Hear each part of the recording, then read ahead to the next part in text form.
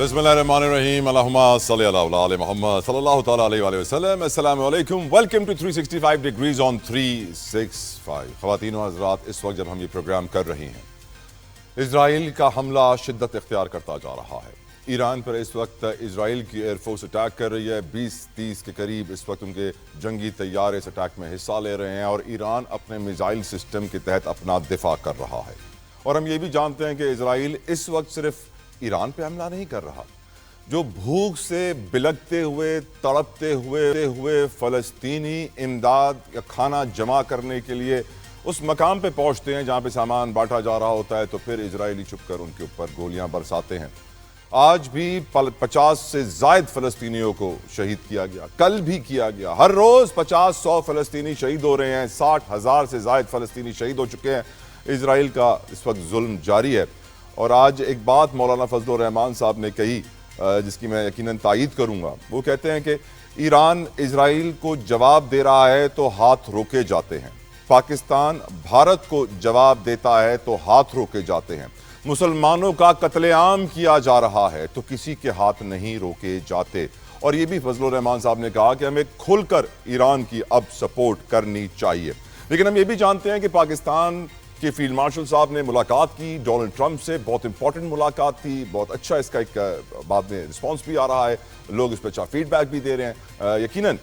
लेकिन at the same time जब Donald Trump ने मुलाकात के बाद मीडिया से गुफ्तगू की, तो जो स्टेटमेंट उन्होंने दी वो मेरे ख्याल से बहुत सारे क्वेश्चन मार्क्स उठाती है। उनकी स्टेटमेंट में था, वो कहते हैं कि हमारे फील्ड मार्शल साहब जनरल आसिम मुनीर साहब बहुत स्मार्ट हैं, और मैं एग्री करता हूं, हर पाकिस्तानी उनसे एग्री करता है। लेकिन इस जुमले के फौरन बाद जब वो ये कहते हैं कि नरेंद्र मोदी भी बहुत स्मार्ट हैं, तो फिर हर पाकिस्तानी ये सोचने पर मजबूर हो जाता है कि डोनाल्ड ट्रंप भी अपने आप को बहुत ज़्यादा स्मार्ट समझ रहे हैं।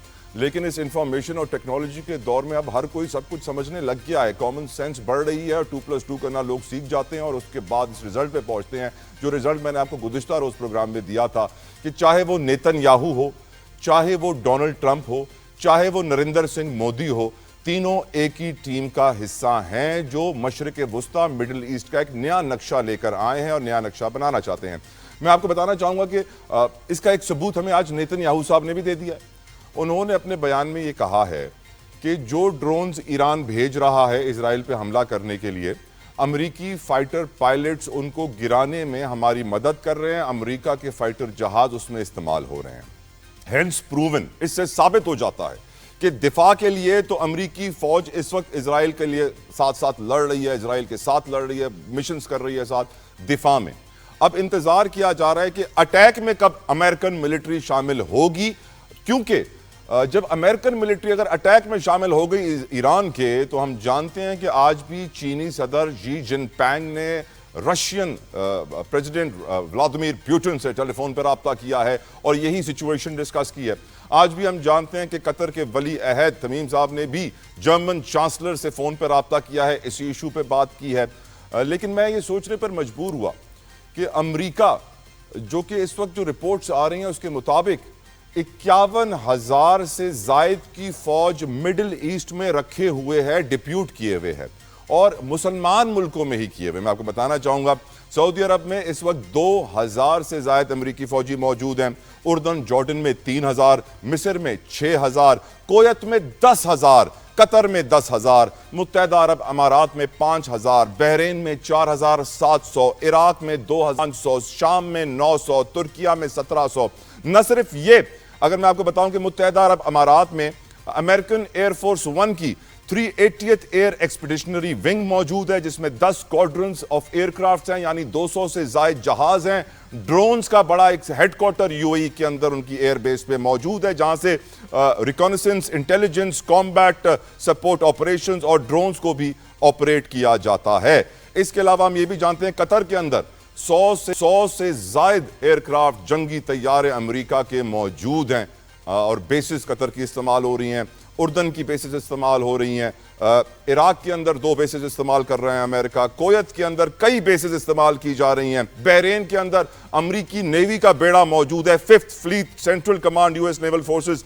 यकीनन इससे वाज़ेह हो जाता है कि अमेरिका ने इस वक्त अपना नेटवर्क बिछाया हुआ है, नेतन्याहू का वो पार्टनर बना हुआ है, मोदी उसके कहने पे फॉल्स फ्लैग ऑपरेशन कर रहा है ताकि पाकिस्तान पे जंगी दबाव रहे। एटमी ताकत सारे मुसलमान मुल्कों में सिर्फ पाकिस्तान के पास है, और ऐसे में हम ये जानते हैं कि हम सबका एक कौमी फरीजा है, हम सबका दिल इजराइल के जुल्म के ऊपर तड़प रहा है, फ़लस्तीनियों को देख के रो रहा है। ईरान जो इस वक्त जंग लड़ रहा है हमारे पड़ोस में, इसके असरात पाकिस्तान पे आ रहे हैं। बलूचिस्तान में इस वक्त पेट्रोल 350-400 रुपए लीटर बिक रहा है, शदीद किल्लत वहां पैदा हो गई है, छठा रोज है पेट्रोल की किल्लत का। तो हम ये ना समझें, बिल्कुल भी इस गलत फहमी का शिकार ना रहें कि इस जंग के असरात पाकिस्तान पर नहीं आएंगे, आ रहे हैं, आएंगे, और हमें उसकी तैयारी लाजमी करनी होगी। गुफ्तगू का आगाज करेंगे, अपने पैनलिस्ट को वेलकम करना चाहूंगा मैं विदाउट एनी फर्दर डिले। मैं अली बुखारी साहब का बड़ा बेहद advocate Ali Bukhari from PTI में ज्वाइन कर चुके हैं। सेनेटर नासिर भट्ट साहब फ्रॉम पीएमएलएन, सेनेटर साहब thank you so very much for your time, हमें ज्वाइन कर चुके हैं। रजा हारून साहब from Pakistan People's Party, thank you Raza Haroon साहब आपके वक्त के लिए। डॉक्टर आदिल फारूक साहब डिफेंस एनालिस्ट हैं, बहुत शुक्रिया डॉक्टर साहब आपके वक्त के लिए, और सारे मेहमानों को अस्सलाम वालेकुम। फारूक आदिल साहब, मैं आपसे गुफ्तगू का आगाज करना चाहूंगा, आप सीनियर डिफेंस एनालिस्ट भी हैं, सूरत हाल का जायजा भी ले रहे हैं। डॉक्टर आदिल, ट्रंप एक तरफ हमारे फील्ड मार्शल को स्मार्ट कहता है और दूसरी तरफ नरेंद्र सिंह मोदी को भी स्मार्ट कहता है, और हम ये जानते हैं कि ये इजराइल ईरान जंग इस वक्त उरूज पे पहुंच चुकी है, बड़े पैमाने पे नुकसान हो रहा है। इजराइल न सिर्फ ईरान पे अपने फाइटर पायलट से अटैक कर रहा है, इजराइल इस वक्त फ़लस्तीन में रोज़ाना 50 से 100 खाने की तलाश में बेचारे मजलूम फ़लस्तीनियों को गोलियों का निशाना बना रहा है। और चीनी सदर का प्यूटिन से राब्ता, कतर का जर्मनी से राब्ता, सारे वर्ल्ड पावर्स इस वक्त एक्टिव हैं। एटॉमिक जंग का खतरा है, बंकर बस्टर बम की बात हो रही है, और अमेरिका इस वक्त हैंड्स इन हैंड्स है, साथी बना हुआ है इजराइल का, और हम ज़्यादा खुश हो रहे हैं कि हमारे साथ भी अमेरिका के अच्छे ताल्लुकात हैं। क्या आपको लगता है कि अमेरिका हमें भी यूज़ कर रहा है जिस तरह पूरे मिडिल ईस्ट को यूज़ कर रहा है, और नया नक्शा भी उनके पास है, और 50,000 से ज़ायद उनके फौजी पूरे मशरिक़ वस्ता में फैले हुए हैं? Your views on the whole situation doctor Adil. शुक्रिया बिरादर। देखिए, मुमकिन है कि डोनाल्ड ट्रंप की ऐसी कोई ख्वाहिश हो, लेकिन सिर्फ इतना नहीं है कि कोई ख्वाहिश इस्तेमाल करना चाहे और आप इस्तेमाल हो जाएं। इस्तेमाल होने वाले की भी कोई करैक्टरिस्टिक्स होने चाहिए। कोई ऐसा होगा जिसे धमकी दी जाएगी कि तुम्हें हम पत्थर के ज़माने में पहुंचा देंगे, तो वो सजदा रेज हो जाएगा। और कोई ऐसा होगा अमेरिका जाने से पहले वो ये कहेगा कि हम पूरी कुव्वत के साथ ईरान के साथ खड़े हुए हैं।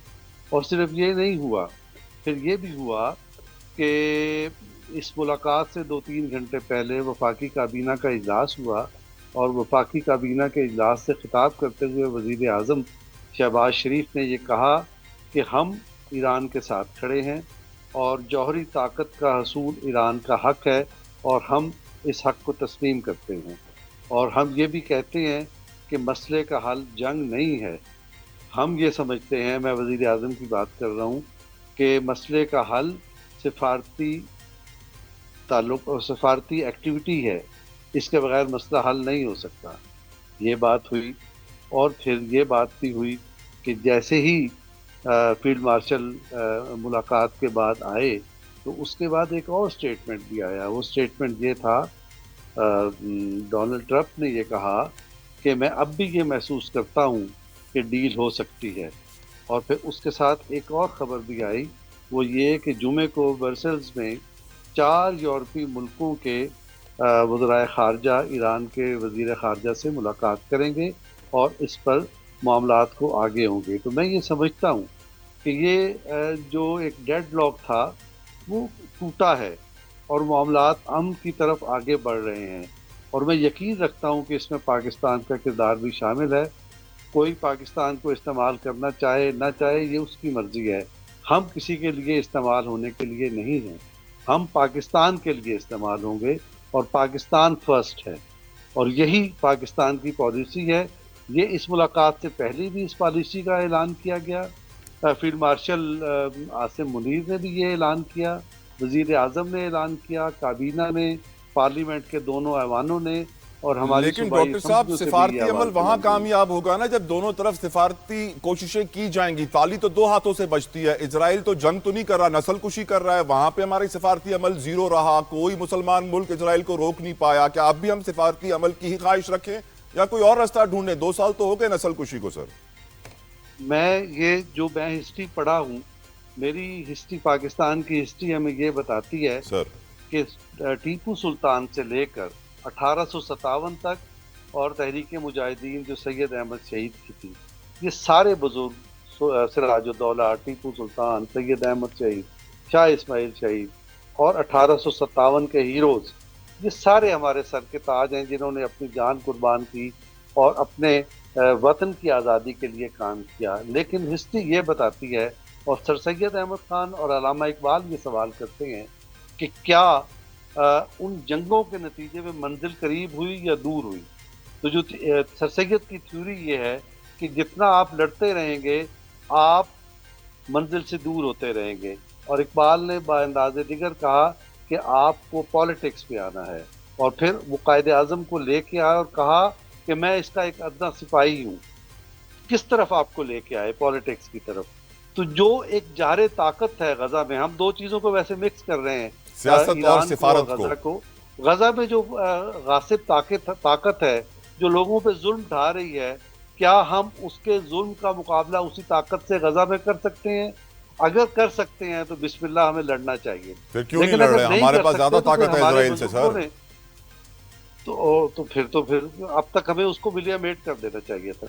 नहीं है ताकत, इसका मतलब आप कह रहे हैं। खैर अली बुखारी साहब, सिचुएशन बहुत सीरियस है। मेरा सवाल बड़ा सिंपल है सर। डोनाल्ड ट्रंप जब हमारे फील्ड मार्शल को स्मार्ट कहते हैं तो मुझे बात डाइजेस्ट हो जाती है, हजम हो जाती है, लेकिन जब वो मोदी को स्मार्ट कहते हैं तो मुझे कुछ दाल में काला लगता है। मुझे लगता है कि डोनाल्ड ट्रंप अपने आप को ओवर स्मार्ट समझ रहे हैं। सर, इस सिचुएशन में जंग बढ़ती जा रही है, आपकी नज़र में जो मौलाना साहब कह रहे हैं, फजलुर रहमान साहब ने आज कहा कि पाकिस्तान को ईरान की हिमायत में खुलकर सामने आना चाहिए। इनफैक्ट जो खबर भी आज लगी हुई है इस मुलाकात के बाद, उसमें यही लिखा हुआ है कि अमरीकी सदर ने कहा कि पाकिस्तान ईरान को दीगर लोगों के मुकाबले में ज्यादा बेहतर जानता है। पाकिस्तान इस सूरत हाल पर खुश नहीं है। मैं ज्यादा खुश होता अगर ये खुश के वर्ड की जगह तशवीश होती कि पाकिस्तान इस वक्त जंगी सूरत हाल में संगीन तशवीश का शिकार है, तो बेहतर होता। Your views on it Ali Bukhari साहब। बिस्मिल्लाहिर्रहमानिर्रहीम, अल्लाहुम्मा सल्ली अला मुहम्मद व अला मोहम्मद। बहुत शुक्रिया तल्ला भाई आपका। भाई 2-3 चीज़ें मैं इसमें ऐड करता चलूँ as a student of history और पॉलिटिकल स्टूडेंट होने के नाते से। अभी भाई कह रहे थे, उन्होंने टीपू सुल्तान की मिसाल दी, सिराजुद्दौला की भी दी। बात यह है कि टीपू सुल्तान हो या सिराजुद्दौला हो, वो फील्ड में बैठे हुए थे, वो हुक्मरान थे, उनसे हुक्मरानी छीनी गई। This is a true picture. अब इशू ये है कि यहाँ पर जंग शुरू हो नहीं रही, यहाँ पर जंग हो रही है और पीक पे जा चुकी है।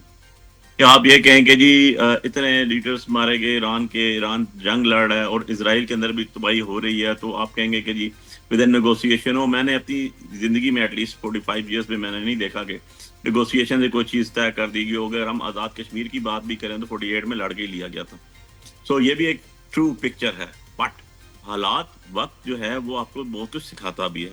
इशू ये है कि एक टाइम होता है, जब जितनी हमने हैदर अली, टीपू सुल्तान, सिराजुद्दौला एंड सो हम सबकी मिसालें देते चलें, वो टाइम और था। जब पाकिस्तान की इंडिपेंडेंस हुई after second world war, time और था। सो पॉलिटिक्स के लिए भी वक्त का तकाजा होता है, जंग के लिए भी वक्त का तकाजा होता है। उसके मुताबिक आप चीज़ें लेके चलेंगे तो आगे जाएंगे।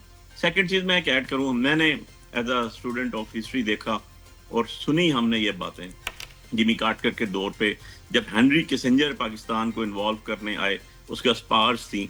और वो जब ज़िया-उल-हक साहब यहाँ बैठे हुए थे, जनरल ज़िया-उल-हक साहब, तो जब अफगान वॉर के अंदर पाकिस्तान ने फुल फ्लेज इन्वॉल्वमेंट की और उसके बाद हमारी डील्स हुई, जो कुछ भी हुआ, F-16 आए और उसने इसको एक पीनट कहा कि कम से कम वो लेकर आया था कि मेरे पास इतना पैकेज था कि मैं पाकिस्तानी कर्जे माफ़ करवा सकता था, लेकिन वो नहीं हुआ। सेकेंड टाइम हमने देखा परवेज़ मुशर्रफ साहब का दौर आया और वही बात कि हम तुम्हें स्टोन एज पे ले जाएंगे, हमारे साथ हो या ना हो। आज सिनेरियो डिफरेंट है। आज सिनेरियो इसलिए डिफरेंट है कि वहाँ पर अफगान वॉर में रशिया इन्वॉल्व हो चुका था और अमेरिका को हमारी सपोर्ट चाहिए थी। वो फ्री हैंड लेकर आए, हमने सही तरीके से नेगोशिएट नहीं किया। अगर हम प्योरली पाकिस्तानी होने का दावेदार हैं तो हमें पाकिस्तान की तरक्की के लिए सोचना भी चाहिए। प्रायोरिटी पाकिस्तान है हमारी।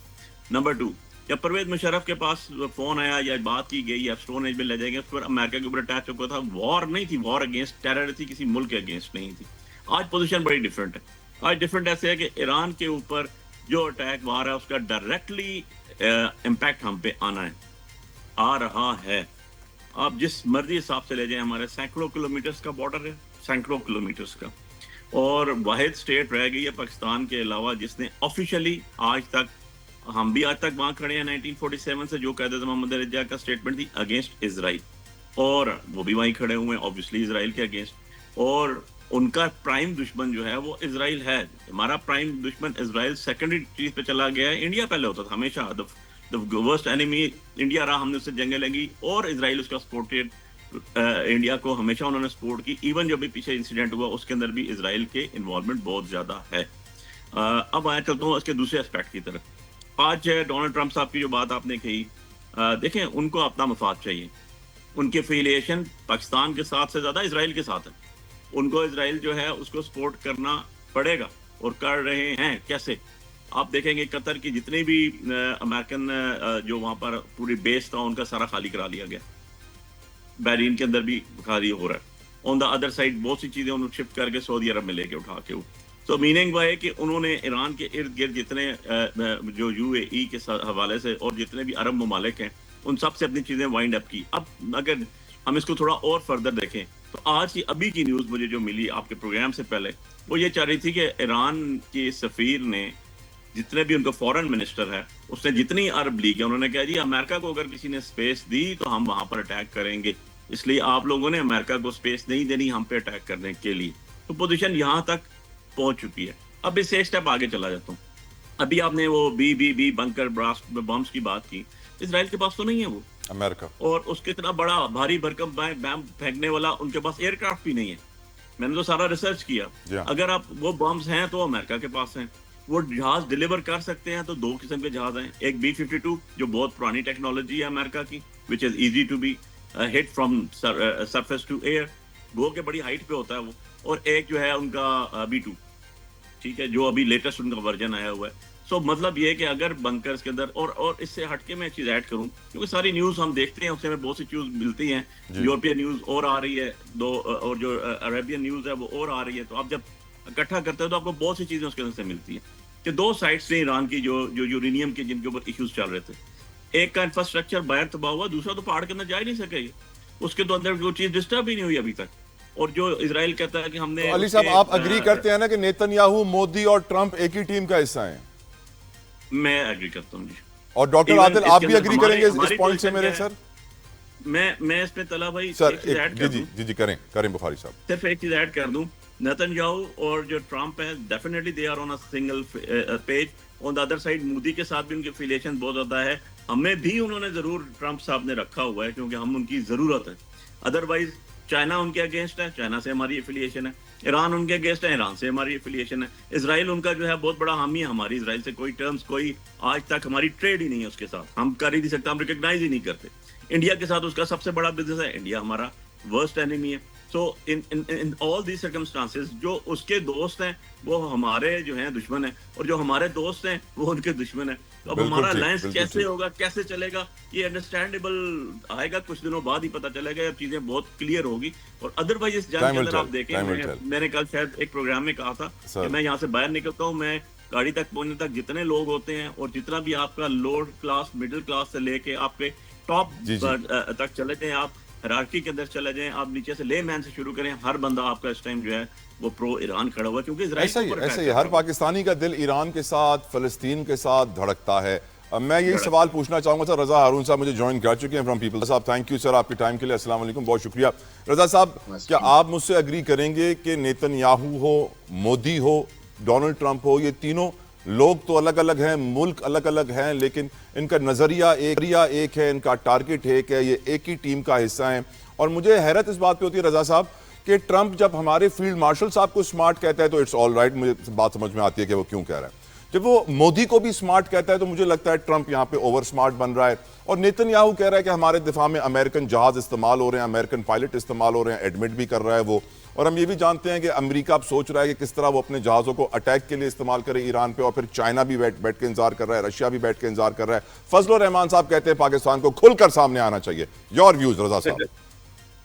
नहीं, मैं thank you very much for having me. मैं समझता हूँ कि सबसे पहली बात तो ये तला कि अल्लाह ताला की मेहरबानी से फिर हमारी अफवाज पाकिस्तान ने जो खासतौर पर इंडिया पाकिस्तान जो एपिसोड हुआ उसमें जो कामयाबी हासिल की, फिर हमारी डिप्लोमेसी जो रही, जो बिलावल भुट्टो साहब जो हैं पूरी दुनिया में गए डिप्लोमेटिक टीम को लेकर, अपना नैरेटिव वहाँ पे उन्होंने सबको बताया। फिर गवर्नमेंट की अपनी पोजीशन जो बड़ी क्लैरिटी के साथ रही वज़ीर आज़म साहब की, कि हम तो किसी भी कॉन्फ्लिक्ट के अंदर न्यूट्रल लोगों के अंदर भी इंक्वायरी कराने को तैयार हैं। ये सब वो हमारी कामयाबियां हैं जिससे कि आपका पाकिस्तान पाकिस्तान की अफवाज का, पाकिस्तान की रियासत का, दुनिया की जो इंटरनेशनल कम्युनिटी में कद काठ पिछले दिनों में कई गुना बढ़ गया है। अब आप एक इम्पोर्टेंट प्लेयर है इस रीजन में, जिस रीजन में हम रहते हैं। और फिर दुनिया ने देखा कि इंडिया को पाकिस्तान ने कैसे जवाब दिया, और दुनिया देख रही है कि ईरान इसराइल को कैसे जवाब दे रहा है। हमारा इंटरेस्ट जो है ना वो पहला भाई, with due honesty and with due apologies, हमारा रिश्ता हमारी रियासत से होना चाहिए कि हम क्या कर रहे हैं, दूसरा क्या कर रहा है। वो अपनी रियासत के इंटरेस्ट में जो कर सकता है करेगा। It doesn't have to be कि इंडिया हमारा एनिमी है तो वो सबका एनिमी होगा। ये नहीं है कि इसराइल हमारा एनिमी है तो जी उससे सारी दुनिया के ममालिक अपने ताल्लुकात खत्म कर लेंगे। इसी तरह हमें भी ये सोचना होगा कि इस पॉलिटी ऑफ नेशन में, इस कम्युनिटी ऑफ नेशन में पाकिस्तान को जो एक मकाम मिल रहा है, पाकिस्तान अब उस मकाम के हिसाब से ही रिएक्ट और बिहेव करेगा। मिसाल के तौर पे कल जो आपने देखा कि एक अनयूजुअल मीटिंग हुई, प्रेसिडेंट ट्रंप साहब ने फील्ड मार्शल को लंच पे बुलाया, बहुत सी उस पर कयासाराइयां होना शुरू हो गई। हमें फख्र करना चाहिए कि हमारा लीडर, हमारा फील्ड मार्शल, हमारी आर्म फोर्सेस, हमारा डिप्लोमेटिक नैरेटिव जो है वो इतना ज्यादा सेल कर रहा है, इतना ज्यादा लोग उसको कबूल कर रहे हैं कि उनको बुलाया गया और उनकी इज्जत अफजाई की। मतलब पाकिस्तान की इज्जत अफजाई हुई ना यार, पाकिस्तान की कौम की हुई, पाकिस्तान की रियासत की हुई। सिंबॉलिकली फील्ड मार्शल साहब वहां बैठे हुए थे और बहुत रेलिवेंट थे। मैं आपको बताऊं क्यों रेलिवेंट थे वो वहां पर। इस वक्त पाकिस्तान जिस रीजन में है उसका नेबरिंग कंट्री है ईरान। ईरान का कॉन्फ्लिक्ट चल रहा है इसराइल के साथ। इसराइल है मिडिल ईस्ट में और हम वहां पर बैठे हुए हैं एक न्यूक्लियर पावर, मुस्लिम न्यूक्लियर पावर, जो कि इंडिया को बदतरीन शिकस्त देकर बैठा हुआ है। तो उसके फील्ड मार्शल से मिलना, उससे इलाके की सूरत हाल पे तबादला ख्याल करना, उससे डिफेंस के मामला डिस्कस करना, उससे ईरान के मामला डिस्कस करना, ये तो बिल्कुल बनता था। लेकिन फिर भी मैंने देखा कि बहुत से हमारे लोग जो हैं वो अजीब अजीब तरह के कमेंट्स कर रहे थे। बहरहाल मैं समझता हूं कि हर रियासत को, इंक्लूडिंग पाकिस्तान की रियासत को, अपने बेहतरीन मफाद में सबसे ताल्लुकात, जिनसे ताल्लुकात रखने उनसे रखने चाहिए। और हमें दूसरों से एक्सपेक्ट नहीं करना चाहिए कि वो हमारी वजह से किसी तीसरे मुल्क से मामला जो है अपने खराब करेगा। हमें अपने मकाम को बेहतर बनाना। बिल्कुल ठीक है। जजेस ट्रांसफर केस का फैसला आज आ गया। 19 समातों और तकरीबन 4 महीनों के बाद इस्लामाबाद हाई कोर्ट के 5 जजेस, सीनियर तरीन जज justice Mohsin Akhtar Kiyani, justice Babar Sattar, justice Saman Rifat Agha, justice Tariq Mahmood Jahangiri, justice Sardar Ishaq की दरखास्तें मुस्तरद कर दी गईं। इन दरखास्तों में साबिक वज़ीर आज़म इमरान खान भी शामिल हो गए थे, उनकी भी दरखास्त मुस्तरद कर दी गई। 5 रुकनी आईनी बेंच ने आज अपना फैसला 3-2 से सुनाया। 3 जजेस ने कहा कि ये ट्रांसफ़र बिल्कुल सही किए गए हैं, ये कंटिन्यू करेंगे अपना काम, जबकि 2 जजों ने जस्टिस शकील अहमद और जस्टिस नईम अख्तर अफगान ने इत्तफाक किया इन 5 जजों के साथ कि ये बिल्कुल सही कह रहे हैं, ये ट्रांसफ़र गलत तरीके से किया है, सीनियरिटी के साथ जुल्म हुआ है। इस पर गुफ्तगू करेंगे क्योंकि यकीनन ये बहुत इंपॉर्टेंट केस है और इस केस का इम्पैक्ट बहुत बड़ा है। वैसे भी इस्लामाबाद हाई कोर्ट ने, जजेस ने पहले भी ख़त लिखा था कि हमें हरासा किया जा रहा है, उस पर भी कुछ नहीं हुआ। उस पर आमिर फारूक साहब ने भी कुछ नहीं किया, काजी फदीसा साहब ने भी कुछ नहीं किया। अब उन 5 जजों ने दरखास्त दायर की आईनी बेंच में, वो भी मुस्तरद हो गई है। और मैं इस पर सवाल पहले रज़ा हारून साहब के सामने रखना चाहूँगा।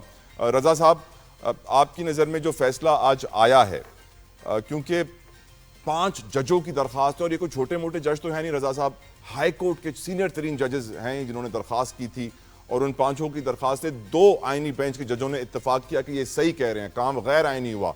3 ने कहा नहीं, ये गलत कह रहे हैं। आपका इस पे व्यू क्या है रज़ा हारून साहब? भाई जितनी भी कोशिश कर लूं मैं इनमें से किसी भी जज से ज्यादा तो कानून आइन को नहीं जानता, पर एक्सपीरियंस सियासत में आपका बहुत है और आईनी केसेस आपने बहुत देखे हैं सर। लेकिन जो मैंने जो इस पे कमेंट्री सुनी है, जिस तरह मैंने इसको फॉलो किया फ्रॉम डे 1, जो फॉर्मेलिटीज थी आइन में, जो रिक्वायरमेंट थी फॉर द ट्रांसफर, वो तो सब मीट हो गई थी। क्वेश्चन सिर्फ एक आया था कि आया जो ट्रांसफर होकर जज आता है, क्या वो अपना एक्सपीरियंस और अपना तजुर्बा, अपनी सीनियरिटी लेकर दूसरे कोर्ट में जाता है कि नहीं जाता। मेरा अपना व्यू ये है कि जब एक जज ने काम शुरू कर दिया बहैसियत जज जी, और वो एलिवेट हो गया हाई कोर्ट में, तो फिर वो चाहे इस हाई कोर्ट में हो या बी में हो या सी में हो, उसका एक्सपीरियंस फ्रॉम डे 1 काउंट होना शुरू हो जाना चाहिए। ये बड़ी अजीब सी बात लगती है कि चूंकि मैंने 10 साल 5 साल किसी एक कोर्ट में, हाई कोर्ट में काम किया है, जिम्मेदारी निभाई है, अब मैं ट्रांसफर होकर किसी दूसरे में जा रहा हूं, तो मैं अब मेरा सारा पिछला 10 साल का तजुर्बा बेकार हो गया, अब मेरा डे 1 काउंट होगा। तो सुनने में थोड़ा सा वैसे ही नॉर्मली भी एक जनरल नॉलेज के हिसाब से भी समझ में नहीं आता, हिसाब के हिसाब से भी गलत सवाल है। लेकिन बहरहाल चूंकि 5 मोहतरम जज साहिबान है, और याद रखिएगा ये 5 वो जज साहिबान है जो सीनियोरिटी के इम्प्लीकेशन की वजह से मुतासिरीन है। तो ये बहैसियत मुतासरीन पटिशनर्स हैं, ये कानून की या आइन की पटिशन इंटरप्रिटेशन के हवाले से पटिशन कम, बल्कि मुतासरीन का मुद्दा ज्यादा है। और आइन तो बड़ा क्लियर है, आइन में तो कोई मतलब कोई प्रॉब्लम ही नहीं है, ट्रांसफर में जो हुआ बिल्कुल ठीक हुआ, सिर्फ ये सीनियोरिटी का इशू था। ठीक सर। अली बुखारी साहब मेरे साथ आ गए हैं वापस, वो एडवोकेट भी हैं, सीनियर हैं कानूनदान। अली बुखारी साहब, फैसला आज आ गया है, आपकी राय इस फैसले पे सर? 5 जजों की दरखास्त भी मुस्तरद हो गई, 2 जजों ने उनके साथ इत्तेफाक किया, 3 ने नहीं किया। तला भाई, अब तो क्योंकि फैसला आ चुका है, इसके लिए इसके ऊपर हम बड़े खुल के कमेंट्स कर सकते हैं। करें। लेकिन जी मैं तो एज अ लीगल स्टूडेंट आप कह लें मुझे, तो मैं तो इस फैसले को सही नहीं समझता हूँ, और उसके लॉजिक्स भी हैं, रीजंस भी हैं। नंबर 1 ये कि सबसे पहली बात तो ये है, अभी रजा भाई ने कहा कि आम फहम अल्फाज में कुछ चीज़ें अच्छी लगती हैं। मुझे आम फहम अल्फाज में ये चीज़ तो ज़रा बता दें किसी तरह भी कि एक सूबे के 15वें नंबर का जज आपने उठा के, जो इसका प्रोविंस का, इस्लामाबाद कैपिटल टेरिटरी का, फेडरल एरिया का सबसे सीनियर तरीन जज था, प्यूनी जज था, उसके ऊपर ला के बिठा दिया 15वें नंबर से। आप क्या जस्टिफाई कर रहे हैं? आप कैसे जस्टिफिकेशंस दे रहे हैं? एक तो उस सूबे के 14 जजेस को आपने ऊपर से फारग कर दिया, 15वें नंबर से उठा लिया क्योंकि वो आपको सूट करता था, ला के बिठाया किसके ऊपर? जो यहाँ का सबसे सीनियर तरीन जज था, जिसने चीफ जस्टिस बनना था, उसके ऊपर ला के बिठा दिया। ट्रांसफर होना अलग बात है, ट्रांसफर होने के और प्रॉज एंड कॉन्स है। ट्रांसफर के बाद ला के आप उसको जब लेकर आएंगे, डेपुटेशन में कुछ जाता है, ऐसे कभी भी नहीं होता। एक डिपार्टमेंट से दूसरे डिपार्टमेंट में, सरकारी में आप किसी एडिशनल सेक्रेटरी को ले जाएं, या जनरल सेक्रेटरी को, या उसको डिप्टी सेक्रेटरी को ले जाएं, या जॉइंट सेक्रेटरी को ले जाएं, उनसे कहें सेक्रेटरी साहब के तुम ऊपर बैठ गए। ऐसा होता ही नहीं है। जब आपने देखा है कि 5 हमारे सीनियर 3 लोग होते हैं आर्मी के अंदर, और उसमें से 5 जनरल में से एक ने चीफ बनना होता है, और अगर जूनियर को चीफ बना दिया जाता है तो सीनियर साहब रिजाइन कर जाता है। और अली बुखारी साहब, इसकी क्या वजह है? अली साहब, इसकी क्या वजह है कि एक तरफ कहा गया कि ट्रांसफर आईनी है, हम नोटिफिकेशन को कलअदम नहीं करेंगे, लेकिन सदर जल्द अज जल्द सीनियरिटी का मसला हल करें। देखिए ना, अब यही मैं यहाँ पर आ रहा हूँ। कानून जो आपका कॉन्स्टिट्यूशन है उसके अंदर तो ऐसी चीज कोई नहीं। ये सारी चीजें तो पैदा हुई 26वीं अमेंडमेंट के बाद, और उसके आपने असरात भी देख लिए कि 26वीं अमेंडमेंट के जब एक बहुत ज्यादा डिबेट की जाती थी उसके ऊपर, और मैं हर प्रोग्राम में ये कहता था कि इसका आम फहम इंसान से कोई तलक वास्ता नहीं है, ये स्पेसिफिकली पीटीआई को हैमर करने के लिए आ रही है। और जो लोग इंसाफ देने के लिए बैठे हैं, जो किसी का कहना नहीं मानते, उनको हैमर करने के लिए। और ये बिल्कुल बी पार्ट है जो 8th amendment general Zia ul Haq ने की थी, उसी की, और इसका असर भी वही होगा अल्टीमेटली। अगर आपने कानून की हुक्मरानी चाहिए आपको, अगर आपको रूल ऑफ लॉ चाहिए, अगर आपको कॉन्स्टिट्यूशन की सुपरमेसी चाहिए, तो अल्टीमेटली ये सर्वाइव नहीं कर सकता। अब मुझे बता दें, 27 लाख केसेस से लोअर कोर्ट में, इसके आने से, जब 20वीं अमेंडमेंट के आने से कितने हल हो गए? 4 लाख केसेस थे हाई कोर्ट में। मुझे बता दें कितने। सर, बजट में 50% इजाफा किया गया है, तनख्वाह बढ़ाई गई है, भले केसेस पेंडिंग पड़े रहे, मुश्किल नहीं है, अगले 50 साल में हो जाएंगे सर। और हुआ क्या कि मैं अपनी आपको मिसाल देता हूँ कि मेरी 4 पिटीशंस थी जो मैंने क्रिमिनल रिविजन्स फाइल की हुई थी हाई कोर्ट के अंदर, जिनके नीचे इतना बड़ा नोट लिखा हुआ था, जो एक लीगल रिक्वायरमेंट होती है कि मेरी फलां पिटीशन फलां कोर्ट में पेंडिंग पड़ी हुई है। और ये इंसाफ का तकाजा है कि एक ही जज होने का लॉ है, इसके ऊपर स्पेसिफिक लॉ है जो पिछले 70 सालों में जो है कोड हुआ हुआ। अली साहब, यानी 3 जज 7 जजों पे हावी हो गए, 3 जज 7 जजों पे हावी हो गए, आप अग्री करेंगे? बिल्कुल जी, हावी हो गए। अब उनको तो इन्होंने बंद गली में रख दिया। जो अपने लिए इंसाफ नहीं ले सकते, वो लोगों को क्या इंसाफ देंगे? अब इसी पे राय मुझे लेने दें। आदिल फारूक साहब की सर वक्त कम है। डॉक्टर साहब के पास जाने दें प्लीज। अली भाई जल्दी से रिजाइन लेने, जल्दी से कंप्लीट कर लें भाई। या तो इन्होंने रिजाइन लेने हैं उनसे, क्योंकि अब तो उनका बैठने का जवाब ही खत्म कर दिया ना आपने। भाई उनको जहां मर्जी उठा के फेंक देंगे, आप उनकी सीनियरिटी किसी और सूबे में लेके जाएंगे, वहां जाके उनको सबसे जूनियर कर देंगे। बिल्कुल ठीक। अलाउ मी, मतलब इंसाफ कैसे हो रहा है मुझे ये नहीं समझ। बिल्कुल आपसे, इसीलिए इंसाफ का शायद मयार हमारा अफगानिस्तान के बराबर है। रजा भाई कुछ ऐड करना चाह रहे हैं जल्दी से? मैं यह कहना चाह रहा हूँ कि मेरा भाई, एक तो जो मैंने पॉइंट किया था वो मैंने कॉमन सेंस की बात की थी ना, तजुर्बा। दूसरी बात है, जजेस को आप ऐसे ट्रांसफर नहीं कर सकते। उस जज की अपनी मर्जी शामिल होनी चाहिए, जिस हाई कोर्ट से वो जा रहा है उसके हाई कोर्ट की चीफ जस्टिस की शामिल होनी चाहिए, और जहां वो जा रहा है। और फिर सुप्रीम कोर्ट के चीफ की और प्रेसिडेंट। ये इतना आसान काम नहीं कि आप इसको उठा के इधर से उधर फेंक देंगे। बिल्कुल ठीक सर, बिल्कुल ठीक। वक्त का मैं सॉरी रजा भाई। आदिल साहब, आपकी नजर में क्या 7 जजेस के ऊपर 3 जजेस भारी पड़ गए सर? मेरी समझ में ये नहीं आया तलहा कि आप कैसे कह रहे हैं कि 7 जजों के सर 2 ने इख्तलाफी नोट लिखा है, 5 ने दरखास्त की थी और 5 का नजरिया एक ही है, 7 का नजरिया एक ही है। वो जज नहीं है, वो उन्होंने तो दरखास्त, वो तो साइल हैं, दरखास्त गुजार हैं, पर 5 इस्लामाबाद हाई कोर्ट के जज तो है ना सर, हाउ कैन यू से वो जज नहीं है? ऐसा नहीं होगा, आप चीज को ऐसे मिक्स ना करें। नंबर 1 ठीक है। नंबर 2, ये पॉलिटिकली मोटिवेटेड केस है, इसका ताल्लुक इंसाफ की फराहमी से नहीं है, पाकिस्तान के निज़ाम और कानून और पॉलिटिकल सिस्टम को सबूताज करने से है। और पाकिस्तान का आइन पॉलिटिकल सिस्टम जो है वो सबूताज हो गया था इससे पहले, है ना? तो उसके बाद ये किया गया। और दूसरे, जैसे रजा हारून साहब कह रहे हैं, आपका अगर आइन उसकी इजाजत देता है तो उसमें क्या रुकावट है?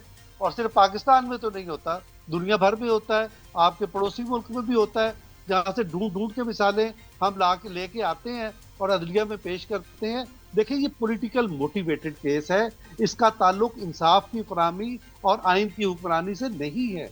और अगर पाकिस्तान में अदलिया को आपने आज़ाद देखना है तो फिर आपको इस किस्म के जजेस से निजात हासिल करनी होगी जो मसाइल पैदा करते हैं और आइन ही को रीराइट कर देते हैं। नंबर 1। नंबर 2, हमने ये सुना था और हमने ये सीखा था जब जर्नलिज्म में आए थे, क्योंकि अदालत से जो चीज आएगी हम उस पर कमेंट नहीं करेंगे, एज इट इज उसको फैसला आने के बाद कर सकते हैं, मैटर सब जुडिस नहीं रहता सर। ये एक जदीद कॉन्सेप्ट है। नॉर्मली उसका एहतराम किया जाता है, उस पर इंप्लीमेंट, वो आपका विंटेज कॉन्सेप्ट है सर। Thank you. गुजरे वक्त में कोई सरकारी मुलाजिम, जिसे हम ब्यूरोक्रेट कहते हैं, अगर काला धन कमाता था तो उसको छुपाने के लिए बड़ा परेशान रहता था। पैसे ज्यादा होते थे लेकिन फिर भी छोटी गाड़ी में चलता था, छोटे घर में चलता था, किसी की नजर ना पड़ जाए। आजकल थोड़ा दौर बदल गया है, आजकल ब्यूरोक्रेट, सरकारी मुलाजमीन अपने काले धन को छुपाने के लिए ज्यादा परेशान नजर नहीं आते। इसकी मेन वजह यही है कि अब कोई पकड़ने वाला नहीं है। पहले पकड़ती थी एंटी करप्शन, पहले पकड़ती थी नैब, लेकिन अब वो नहीं काम करते हैं, इसलिए खुलकर कमाओ। एक बात मैं आपके सामने इसलिए कर रहा हूं ये, क्योंकि सेनेटर अफनानुल्लाह ने सेनेट में एक इंपॉर्टेंट डेटा शेयर किया है और कहा है कि 2500 सरकारी मुलाजमीन डुअल नेशनल हैं, यानी पाकिस्तान के भी नेशनल हैं और किसी और मुल्क के भी नेशनल हैं। और साथ साथ इस खदशे का भी इजहार किया है कि ये डुअल नेशनल्स इसलिए खतरा हो सकते हैं, जिस तरीके से इजराइल के मूसाद ने ईरान के अंदर घुस के मुखबरी करवाई ईरान की डिटेल्स की, लोकेशंस की, तंसीबात की, उसी तरीके से पाकिस्तान के अंदर घुसकर भी यही डुअल नेशनल्स पाकिस्तान की डिटेल्स दुश्मन मुल्क के साथ शेयर कर सकते हैं। इसलिए हमें बहुत मोहतात होने की जरूरत है। रजा हारून साहब मेरे साथ मौजूद हैं।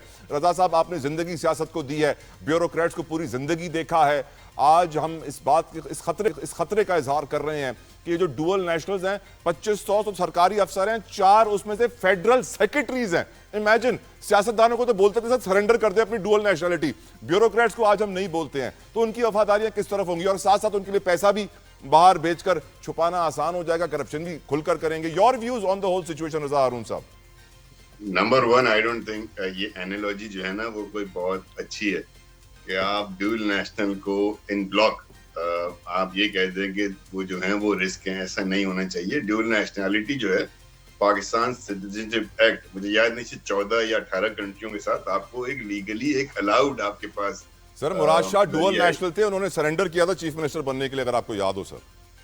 नहीं, मैं कुछ और बात कर रहा हूँ, वो तो आईनी रिक्वायरमेंट है ना सर, आपको करना पड़ता है, लेकिन वही आईनी रिक्वायरमेंट जो है वो जज बनने के लिए नहीं है, वही आईनी रिक्वायरमेंट जो है वो ब्यूरोक्रेट बनने के लिए नहीं है, वही आईनी रिक्वायरमेंट जो है पुलिस की नौकरी की नहीं है। और कौन ये तय करेगा तला कि हमारे मुल्क के राज जो है वो क्या पाकिस्तानी, जो सिर्फ के पाकिस्तानी नेशनल हो, क्या वो नहीं बन सकता? क्या वो राज नहीं भेजता? क्या ऐसा नहीं हुआ? तो मैं कह रहा हूँ कि ये बात उनकी दुरुस्त है। जहां तक ये बात दुरुस्त है कि मुसाद के एजेंट वहीं उसी जुमले में इंटायर नेशनल्स को लेकर आप ऐसा में आप कह रहे हैं, ये बहुत ही नाम और bureaucrats come to bureaucrats. Raza sahab बिल्कुल I agree on this point, I agree. नहीं, ख्याल ठीक है उनका, मिसाल नामुनासिब। अब ब्यूरोक्रेट्स पे आए जल्दी से, उनके लिए भी सही है डुअल नेशनलिटी सर, ब्यूरोक्रेट्स के लिए?